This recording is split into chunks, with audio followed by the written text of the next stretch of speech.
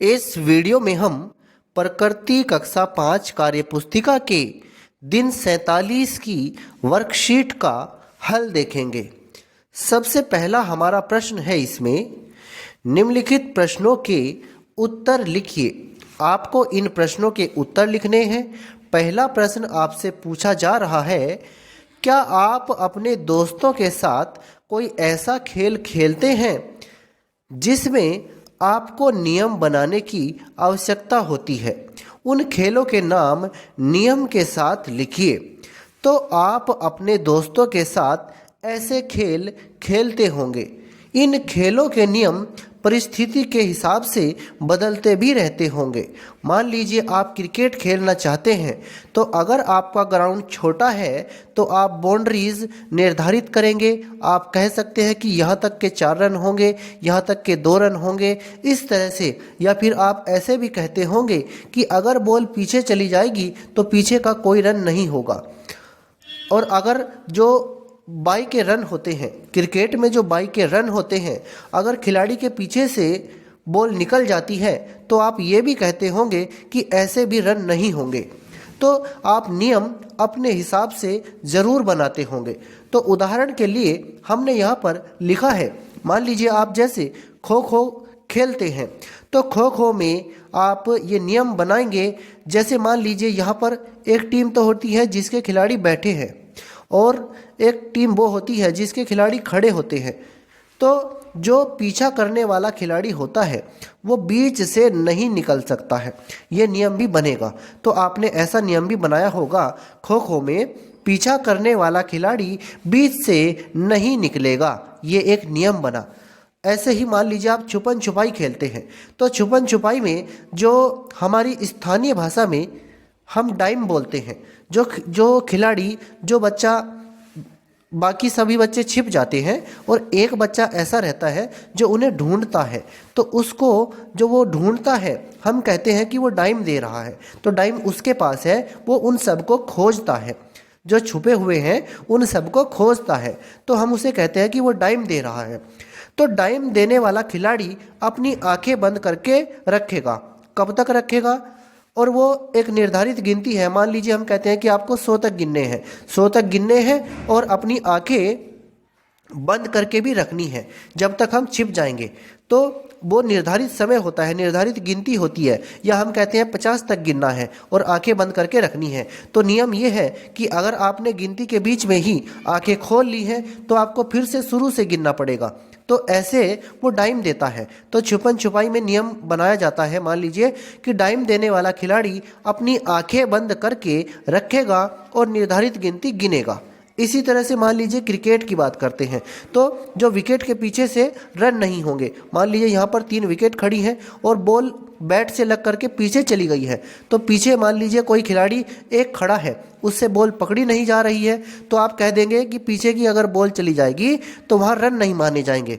इसी तरह से मान लीजिए अगर यहाँ पर खिलाड़ी खड़ा है तो इसके इधर से पीछे से जो बॉल निकलेगी तो वो वाइड बॉल नहीं होगी, उसका रन नहीं होगा। तो इस तरह से आप नियम अपने निर्धारित करते होंगे। तो ये हमने यहाँ पर खेलों के नाम लिखे हैं और उनके लिए एक एक नियम भी लिखा है। अब हम देखते हैं इसमें दूसरे प्रश्न को। आप अपने दोस्तों के साथ जो खेल खेलते हैं उनके नियम कौन कौन मिलकर बनाते हैं? तो इस प्रश्न के उत्तर में आप लिख सकते हैं, जो खेल हम अपने दोस्तों के साथ खेलते हैं उनके नियम हम सब मिलकर बनाते हैं, मिलकर बनाते हैं। आगे देखते हैं हम अपने तीसरे प्रश्न को। जब आपके दोस्त किसी खेल को खेलने के लिए अपने नए विचार देते हैं तब आप उनसे सहमत होते हैं, क्यों होते हैं, ये हमें बताना है। तो आंसर में आप लिखेंगे, जब वो कोई नया विचार देते हैं तो हम ये सोचते हैं कि इन विचारों को अपनाने से खेलने में और मज़ा आएगा, खेलने में और आनंद आएगा, इसलिए हम सहमत हो जाते हैं और उनके विचारों को अपना लेते हैं। अब हम देखते हैं इसमें अगले प्रश्न को। प्रश्न 4 है हमारा, किसी भी खेल को खेलने के लिए उसमें नियम बनाना क्यों जरूरी होता है? देखिए, अगर खेल में नियम नहीं होंगे तो खेलों की विश्वसनीयता, रोचकता ये सब खत्म हो जाएंगी और खेलों का कोई महत्व नहीं रहेगा। खेलों में प्रतिस्पर्धा की जो भावना होती है खिलाड़ियों के अंदर, वो भी नहीं रहेगी अगर कोई नियम नहीं होगा। तो खेलों के नियम बनाने क्यों जरूरी होते हैं? नियम बनाने से खेलों में विश्वसनीयता व रोचकता बनी रहती है। खेलों का महत्व बना रहता है। खेलों में प्रतिस्पर्धा की भावना जीवित रहती है। ऐसा सब नियम बनाने से ही होता है। अगर नियम नहीं होंगे तो फिर खेलों में कोई मजा नहीं रहेगा, कोई आनंद नहीं रहेगा। अब हम देखते हैं इसमें अपने 5वें प्रश्न को। क्या आपने किसी खेल में कभी अपने दोस्त को धोखा देते हुए देखा है? यदि हाँ, तो यह जानने के बाद आपको कैसा लगेगा? तो पहली बात तो यह है, अगर मान लीजिए खेल में आपके साथ धोखा होता है तो आपको जाहिर सी बात है अच्छा तो नहीं लगेगा, आपको बहुत बुरा लगेगा। तो आपको पता लगा है कि हाँ ऐसा हुआ है, आपने लिखा है हाँ ऐसा हुआ है। यह जानने के बाद मुझे बहुत बुरा लगा, आपको बुरा लगेगा।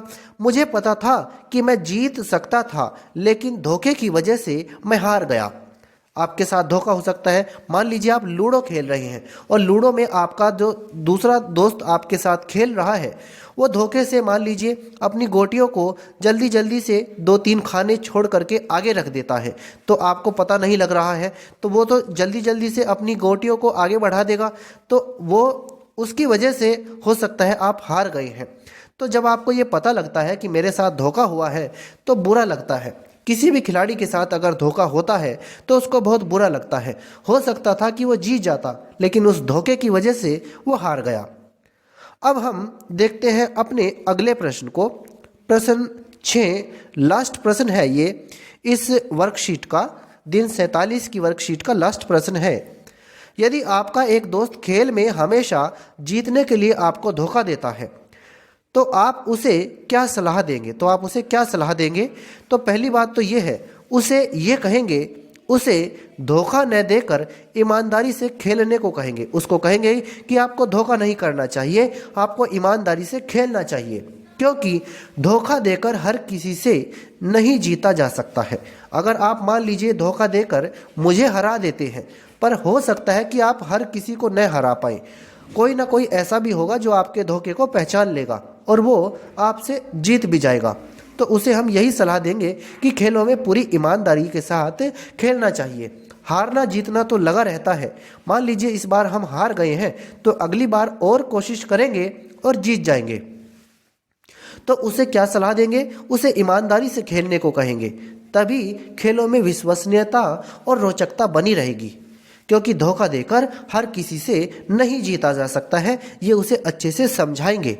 तो इस तरह से ये हमने इस वीडियो में प्रकृति कक्षा 5 कार्य पुस्तिका के दिन 47 की वर्कशीट का हल देखा है।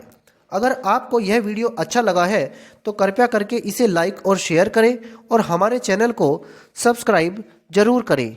धन्यवाद।